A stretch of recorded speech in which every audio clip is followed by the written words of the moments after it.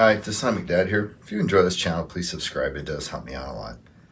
I'm going to do a video tonight on truth and relationships that involve, narcissistic abuse, other forms of abuse, or even just toxic relationships in general. In a situation where something has happened and two people are giving very different stories as to what happened as far as like the abuse or incident, and how do you determine who's telling the truth and who's lying. So I think the vast majority of people, in my opinion, have a good intuition, gut instinct, and they'll be able to tell very quickly who's lying and who's telling the truth based upon that.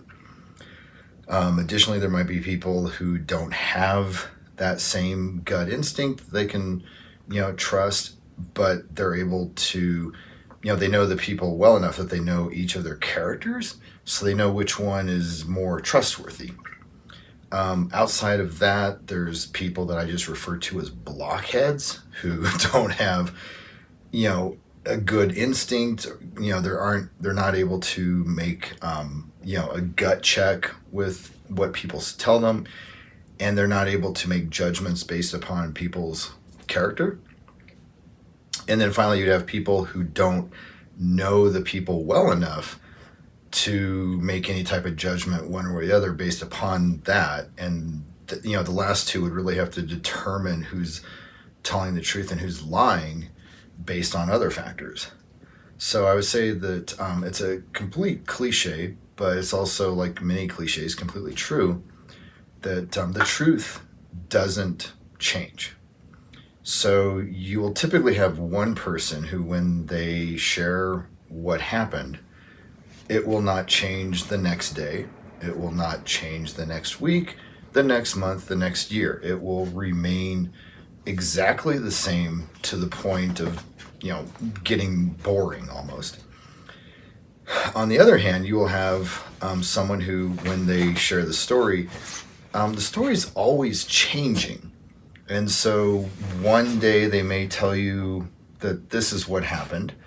The next week or next month, they'll say this other thing is what happened. And then if a person talks to like a friend or an acquaintance, that friend or acquaintance might say like, oh, well, that's interesting that you heard that because this is what I heard. And so the abuser in that situation is telling people, a different story as time goes on. They're telling different people different stories. And additionally, if you're, narcissistic abuser is very devious, as most of them are. What they will do is they will throw out a version of the story to people and see what their feedback, their reaction is. And if it's kind of flat, it doesn't stick, they will change their story to something else. And then they'll throw that out.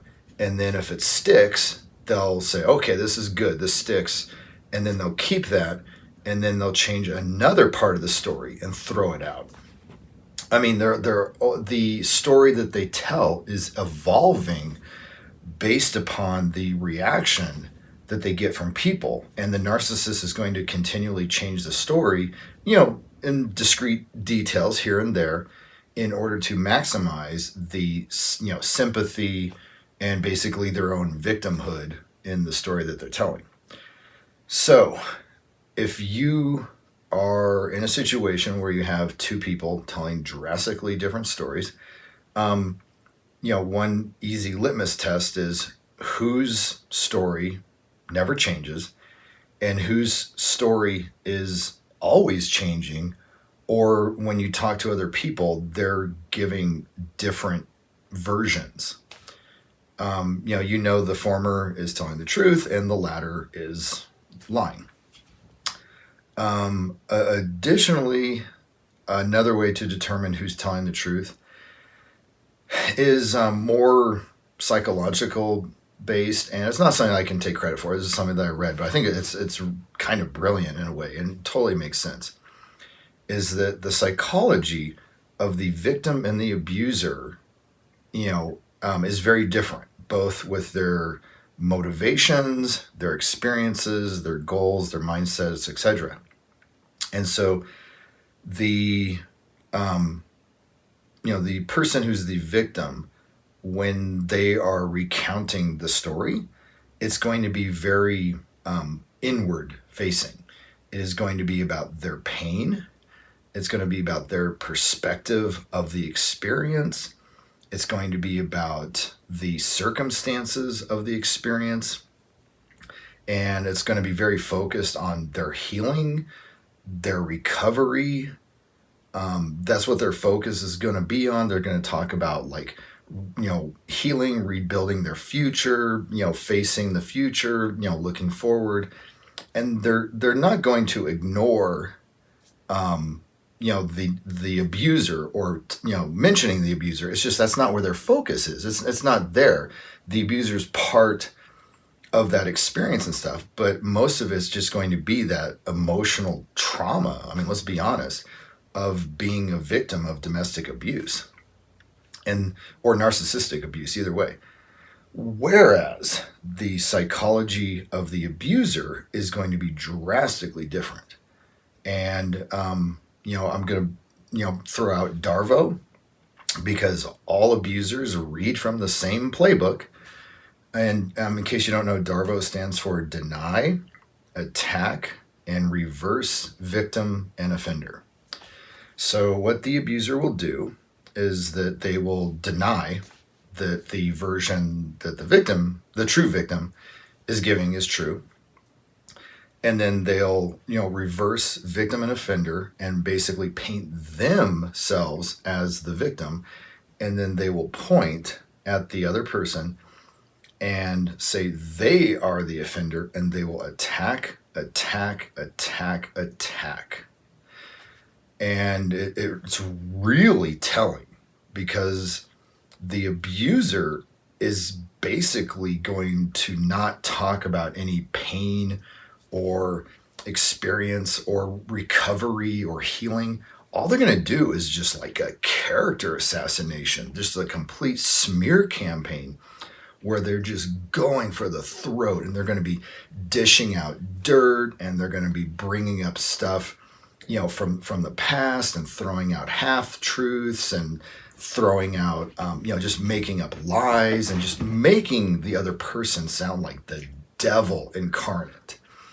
And there will be almost no mention of their own healing, recovery, and going into, forward into the future and rebuilding their life. And so again, when you're faced with a situation with two people with like differing stories regarding, say, narcissistic abuse, and you have one person who is focused on healing, recovery, looking forward, rebuilding their life, and then you have another person who is focused on this person, attack. It's very easy to see, like, okay, the person who is focused on attacking is the abuser, and the person who's focused on healing and recovery and rebuilding their life is the victim. And it's strange that in some respects that I have to make this video, because I feel like when people hear this, they're going to say like, oh, okay, well, that's common sense. But as someone who's been through this and seen how things play out, it's not that simple for some people. Like I said, some people are blockheads, and they don't just get it like that the way the vast majority of people do. The other thing that I wanted to say about the attacking is that, again, like the with the Darvo approach by the abuser, they want, it's very strange. They want to, they'll say, oh, I'm the victim, but then they will follow that up with 100 statements of how the other person is the devil incarnate. And that's not an accident, because what the abuser is also trying to do is to shift focus away from themselves to the other person, because they don't want anyone to kind of look at their story, or look into, like, maybe like how they're handling things afterwards. The abuser wants as much focus as possible on the other person. So the abuser will say, like, oh my gosh, I'm the victim, this happened, this person did this to me, and that person's the devil. They kick dogs, they don't pay parking meters, they park in handicapped spaces, they lie on their taxes. I mean, they'll just go on and on and on. So again, between those two, of the truth never changes and lies are always changing and evolving as time goes on, and also that one person is going to be focused on healing, recovery, looking forward, rebuilding their future, and the other person is going to be pointing and focusing on the other person and just attacking. So hopefully with these two tools in hand, people will be able to navigate these situations easier and say, okay, this person's telling the truth, this person's lying, this person's the real victim, this person's the real abuser. So hopefully this video's been helpful. Thanks.